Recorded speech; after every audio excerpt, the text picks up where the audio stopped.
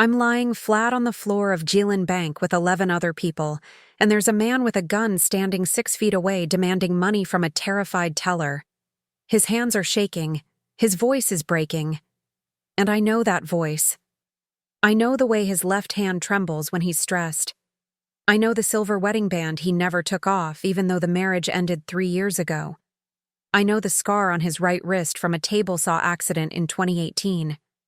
The man robbing this bank is Steve, my ex-husband, the father of my 9-year-old daughter, a man I haven't seen in 3 years, a man I called 2 weeks ago and demanded money from without asking if he even had it.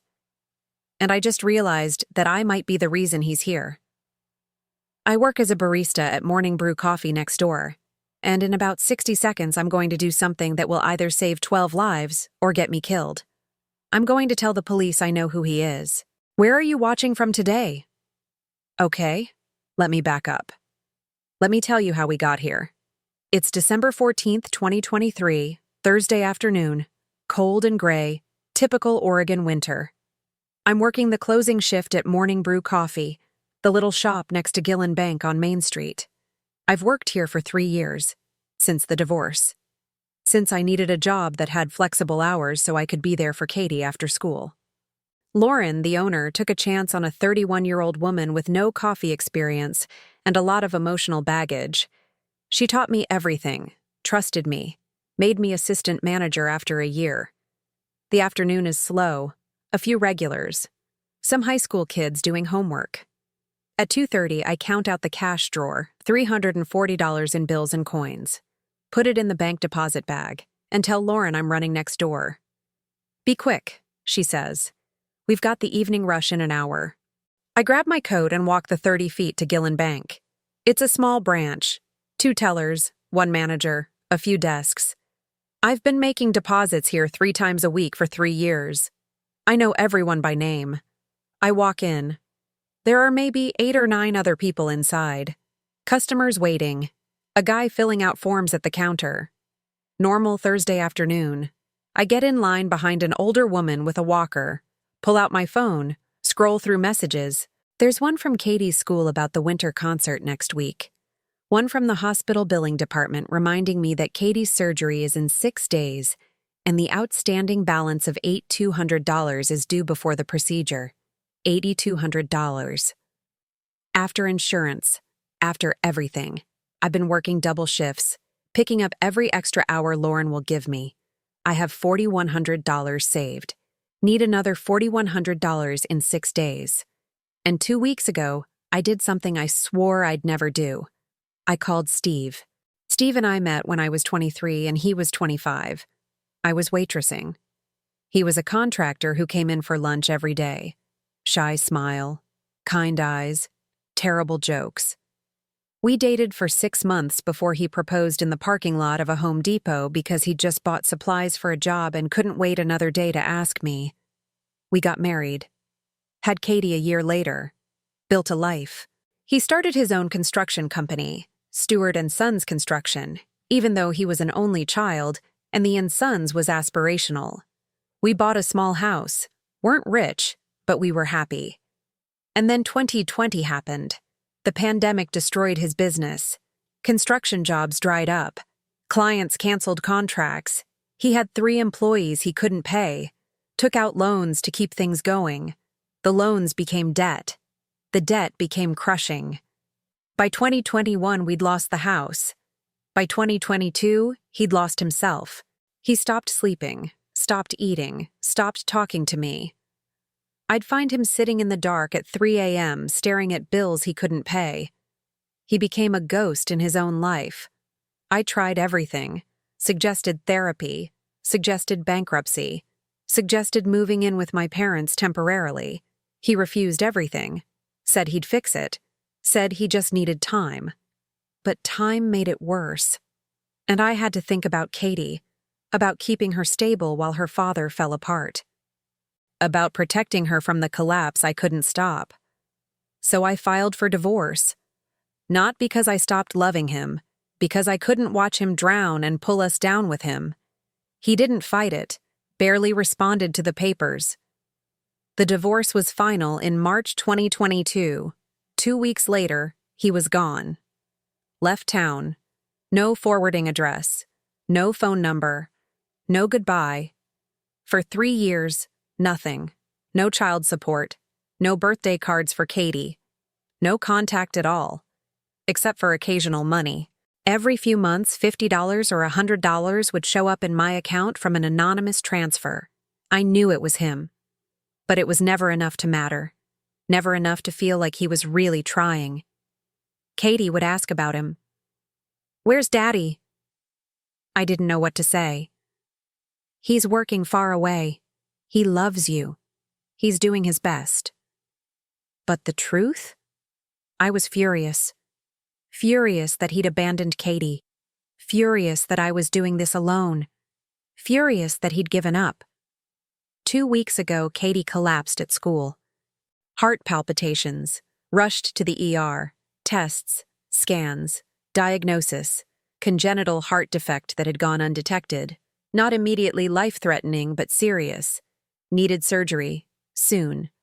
The surgery was scheduled. Insurance would cover most of it, but not all. The hospital wanted $8,200 up front. I didn't have it. Couldn't get a loan. My credit was trashed from the divorce aftermath. My parents are retired, living on Social Security. I was out of options, and I thought about Steve, about how he'd disappeared while I struggled, about the $50 here and $100 there that felt like insult more than help, about how he was Katie's father and he should contribute. I didn't have his number, but I remembered his email, found it in old files, sent him a message. "Steve, Katie needs heart surgery. I need $4,100, your share. You owe us that much. I need it in 2 weeks or they won't do the surgery. Figure it out." I didn't ask how he was. Didn't ask if he could afford it. Didn't ask anything. Just demanded. He responded 12 hours later. 2 sentences. "I'll find a way. I promise." I didn't respond. Didn't thank him. Just waited for the money that I assumed he had because I'd convinced myself he'd rebuilt his life somewhere and just didn't care about us. Back to the bank. I'm in line with the deposit bag. The woman with the walker is taking forever at the teller window. I'm checking my phone when the door slams open so hard it hits the wall. Everyone turns. A man in a ski mask and a dark jacket. Gun in his hand. Not pointed at anyone yet, but there. Very there. "Everybody down, now! On the floor!" Time does this thing where it moves too fast and too slow at once. People screaming. Bodies hitting the floor. The security guard, old Mr. Patterson, 68 years old, been here 30 years, reaching for his gun. "Don't!" the robber shouts. "Don't move! Nobody moves! Put it on the ground!" Mr. Patterson hesitates. For a terrible second, I think he's going to try to be a hero. But he slowly puts his gun on the floor, kicks it away. Good. Good. Everyone stay down. Nobody does anything stupid and nobody gets hurt. The robber's voice is shaking. His hands are shaking. This isn't a professional. This is someone desperate and terrified and dangerous because of it. He points the gun at the nearest teller. "Young woman, early 20s, name tag," says Brittany. "You. Fill a bag, all the cash, now." Brittany is crying, frozen, can't move. "Now!" She stumbles to the drawer, starts grabbing cash with shaking hands. I'm on the floor with everyone else, face down, hands visible, doing exactly what you're supposed to do in situations like this. Don't be a hero. Don't make eye contact. Don't give them a reason to notice you. But I notice things. I can't help it. His jacket. Dark green Carhartt. Same brand Steve always wore. Construction guys love Carhartt. His boots. Timberlands. Work boots. Worn. Same boots Steve lived in. His voice. Even muffled by the mask. Even panicked and higher pitched. I know that voice. I was married to it for 7 years. And his left hand. The one not holding the gun. There's a tremor. Steve's left hand always trembled when he was stressed. Some nerve thing.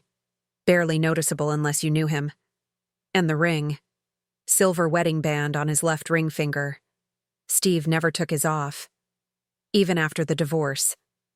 I took mine off the day I filled the papers. He kept his. My brain doesn't want to accept it. Can't accept it. But my body knows. Every cell knows. The man robbing this bank is my ex-husband. Outside, I hear sirens. Someone must have hit a silent alarm. Police are coming. This is about to get so much worse. The robber, Steve, hears them too. He panics, waves the gun around. No, no, no. Nobody was supposed to call. Nobody was supposed to... Sir. It's Mr. Patterson. Hands up, voice calm. 30 years dealing with people. Sir, the alarm is automatic. It's not personal. But the police are here now. Best thing you can do is put the gun down. Walk away from this. I can't do that. I need... Steve's voice breaks. I need this money. I don't have a choice. Officer Benson's voice comes through a megaphone outside. This is the police department. The building is surrounded. Put down the weapon and come out with your hands up. Nobody needs to get hurt today. Steve backs toward the wall, gun still pointed at Brittany, who's frozen with a half-full bag of cash. Tell them to back off. Tell them I'll hurt people. Tell them... Sir, you don't want to hurt anyone, Mr. Patterson says. I can see that. You're scared. Whatever brought you here, it's not worth this. You don't know anything about what it's worth. I'm lying there with my face pressed to the cold tile floor, and I'm making a decision that's either going to save everyone or get me killed. I lift my head slightly. Steve. His whole body goes rigid. The gun wavers. Steve, it's me. He looks down, sees me, and I watch the moment he recognizes me through the mask. His whole body language changes. The gun drops a few inches. Jules? His voice is so quiet I barely hear it. The nickname he hasn't called me in 3 years. Yeah, it's me. Why are you... He can't finish a sentence. I was making a deposit. From the coffee shop. Steve, you need to put the gun down. I can't, Jules. I'm sorry. I'm so sorry. I don't have another choice. Officer Benson's voice again from outside. We need someone to come to the door. Let us know everyone's okay in there. Mr. Patterson looks at me, sees something in my expression. You know him? Yes. Who is he? I take a breath, make the decision. He's my ex-husband, and I can talk to him. I can get him to surrender. The next 20 minutes are chaos. Officer Benson is skeptical. The bank manager is terrified. Mr. Patterson advocates for letting me try. Eventually, they patch me through on his phone. This is Officer Jim Benson, lead negotiator. Who am I speaking with? Julia Stewart. I'm one of the hostages. I know who the suspect is. He's my ex-husband, Steve Stewart. I can talk to him. I can get him to surrender peacefully. Silence. Then, Ma'am, that's not protocol. We can't let a civilian... He won't hurt me. He won't hurt anyone. He's desperate, not violent. Please. Let me try before someone gets hurt. More silence. Voices conferring in the background. Finally, all right, but you wear a vest. You're wired.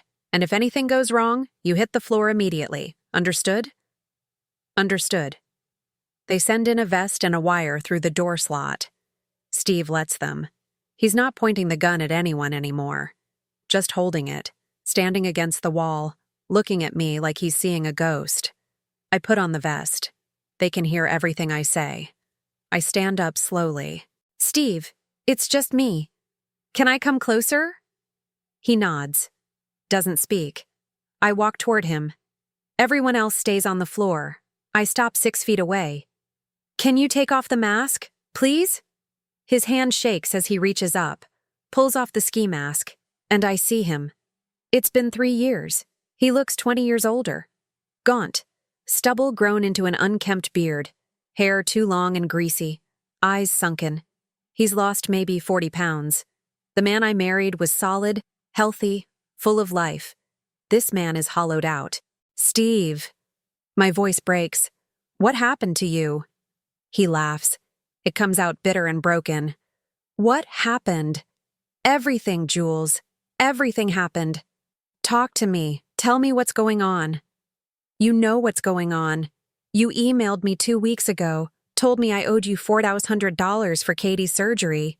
You want to know where I've been? What I've been doing? He's not yelling. His voice is dead. Flat. I've been living in my car, Jules, for 18 months. I've been working day labor when I can find it.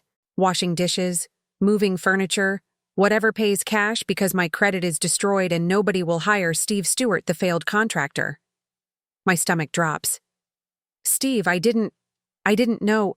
Of course you didn't know, because you didn't ask. You just demanded. And you know what? You were right to. Katie's my daughter. I should contribute. I should help. But I have $340 to my name, Jules.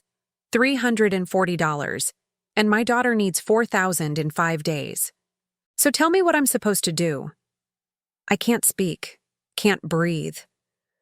I've been sending you money, he continues. Every time I had anything extra, $50, $100, whatever I could scrape together. I know it wasn't enough.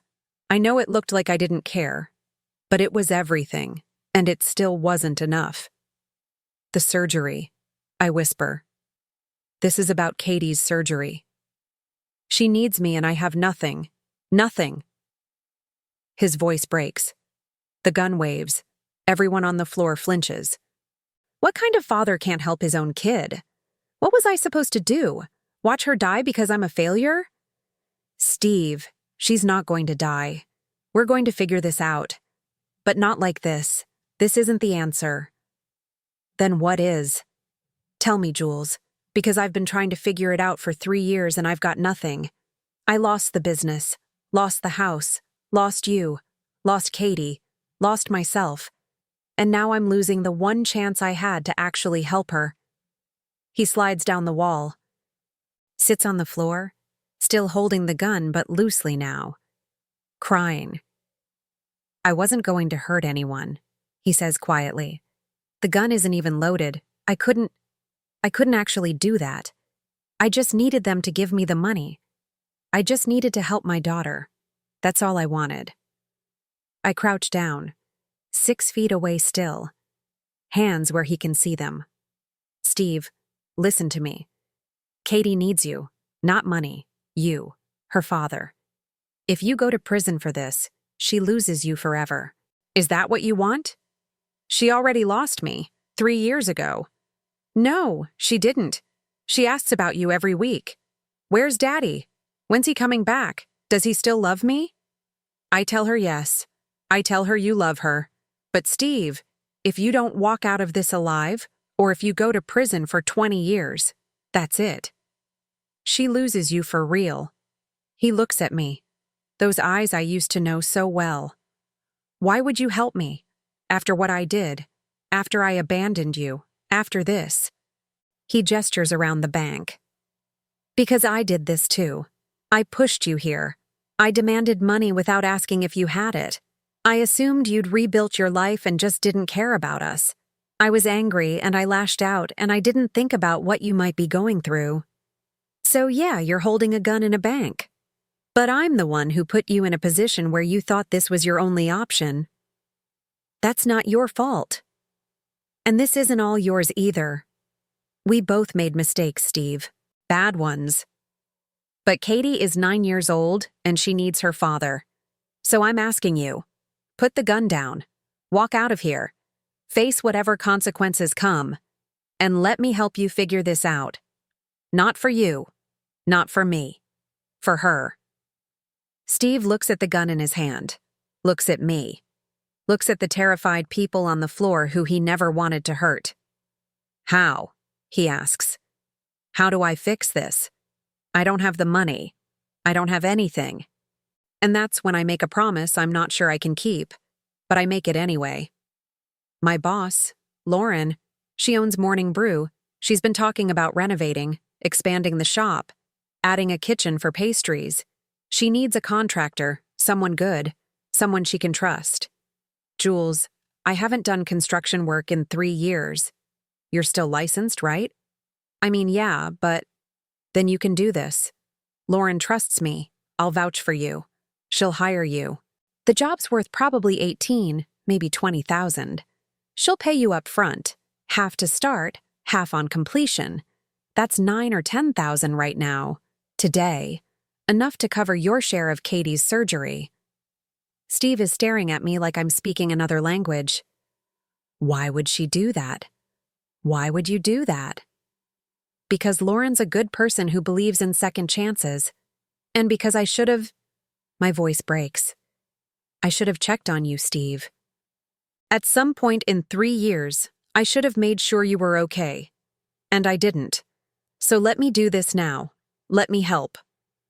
Officer Benson's voice crackles in my ear through the wire. Ms. Stewart, we need this resolved. What's his status? I look at Steve. What do you say? Do you trust me? One more time? He's quiet for a long moment. Then, slowly, he sets the gun on the floor, slides it away from him, puts his hands up. Okay, he whispers. Okay, Jules. I trust you. I stand up, back away, speak clearly for the wire. He's surrendering. The weapon is on the ground. Nobody's hurt. We're coming out. What happens next moves fast. Police swarm in. Steve is immediately cuffed, read his rights, taken into custody. I'm questioned for 2 hours. The other hostages are interviewed. Mr. Patterson gives a statement. Everyone is released except Steve. He's charged with armed robbery, false imprisonment, and a list of other crimes that add up to 20+ years in prison. But there are factors. No shots fired, no violence, nobody hurt. Gun wasn't loaded. Clear mental health crisis. Surrendered peacefully. I give a statement about his circumstances, about Katie's surgery, about how he's not a criminal. He's a desperate father who made a terrible choice. It takes a week. Steve gets a public defender who argues for reduced charges. The prosecutor, looking at the evidence and the circumstances, agrees to a plea deal. Probation, mandatory therapy, 500 hours of community service. He has to plead guilty to attempted robbery and reckless endangerment. He gets 5 years probation. No prison time as long as he complies with all conditions. It's more mercy than most people get. And it's entirely because of the specific circumstances and because no one was hurt. The hardest part is telling Lauren. I do it the next morning. Walk into Morning Brew before opening. She's doing inventory. I tell her everything. The robbery. Steve. My promise. You told him I'd hire him? Lauren is staring at me. Julia, he robbed a bank. With a gun. While you were inside. I know how it sounds.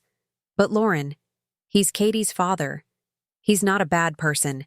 He's someone who hit rock bottom and made the worst decision of his life. And I pushed him there. That's not your fault.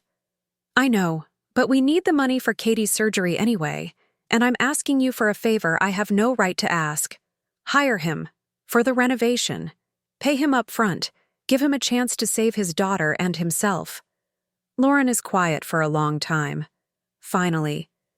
You've worked for me for 3 years. You've never asked me for anything.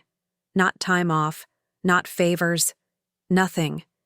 You show up early, stay late, cover shifts, treat customers like family. You're the best employee I've ever had. Lauren, so I'm going to say yes. Not because I think it's smart, not because I trust him, but because I trust you. And because I believe people deserve chances to prove they're more than their worst moment. But Julia, if this goes sideways, if he flakes or steals or hurts anyone, that's on both of us. You understand? I understand. Thank you. Thank you so much. Steve starts work 2 days before Katie's surgery. Lauren pays him $9,000 up front, half the job cost. He uses it to pay the hospital. The surgery happens and it goes perfectly. Katie is released 3 days later, healthy and smiling and asking when Daddy is coming to visit. Steve visits on Christmas Day, supervised. I'm there the whole time. It's awkward at first. Katie hasn't seen him in 3 years. She's shy, but he brings her a stuffed bear, sits on the floor with her, apologizes for being gone, tells her he loves her. She cries. He cries. I cry. It's not a fairy tale reunion. Katie is cautious, confused, needs time to trust him again, but it's a start. The renovation takes 3 months. Steve works carefully, methodically, shows up every day, does beautiful work.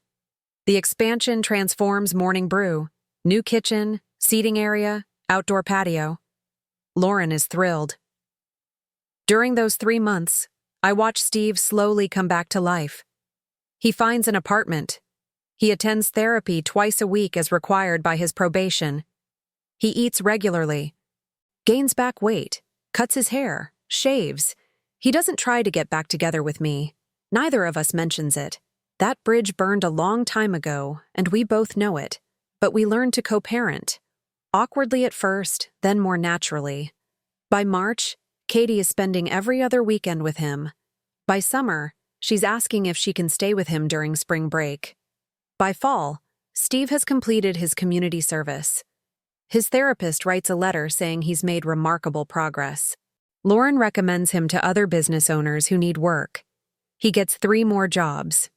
By December, 1 year after the robbery, Steve registers a new business, Stewart Construction Services. Small, careful, building slowly. I'm closing up Morning Brew when Steve walks in. I haven't seen him in a week. He's been working on a job in the next town over. Hey, he says. Got a minute? Sure. Coffee? Yeah, please. I make 2 cups. We sit at the table by the window. It's dark outside. Christmas lights up and down Main Street. 1 year, Steve says. I know. I keep thinking about it, about how close I came to destroying everything. If you hadn't been there, if you hadn't recognized me, if you hadn't talked me down. Steve, let me finish, please. He takes a breath. I blamed you for a long time, for the divorce, for leaving when things got hard, for giving up on me. I did give up on you. No, you didn't. You gave up on us, on the marriage. But you never gave up on me. You divorced me to protect Katie. You did what you had to do. And then, when I was at my absolute worst, when I'd given you every reason to let me rot, you saved me. You risked your life. You vouched for me. You got me the job that paid for Katie's surgery and gave me a reason to keep living. He's crying. Doesn't wipe the tears away. I owe you everything, Jules. My freedom. My relationship with Katie. My life. And I don't know how to repay that. You don't repay it. You keep being Katie's dad. Keep going to therapy. Keep building your business. Keep showing up. That's what I need from you. What if I want to give you something anyway? He pulls an envelope from his pocket, slides it across the table. I open it. Inside is a check, made out to me, for $8,200. Steve, what is this? It's what I owe you. The surgery cost. Your half that you paid. I've been saving every dollar I could for the past year, working extra jobs, living cheap. It's not everything you spent on Katie over the years, not even close, but it's a start. I don't want your money, I know, but I need to do this. I need to prove, to myself more than anyone, that I can take care of my daughter, that I'm not the guy who had $340 and a gun, that I'm better than that. I look at the check, at Steve, at this man who is broken and is slowly, painfully becoming whole. Okay, I say. Okay, thank you. No, thank you, for seeing me, for seeing past the worst thing I ever did, for believing I could be better. We sit there in the quiet coffee shop, 2 people who used to be married and aren't anymore, who hurt each other and saved each other, who will never be together again but will always be connected through the daughter we both love. We did okay, I say finally. Didn't we? Given everything. We did okay. Yeah, Steve says. We did. Would you have done what Julia did? Would you have risked everything for someone who hurt you? Drop your answer in the comments below.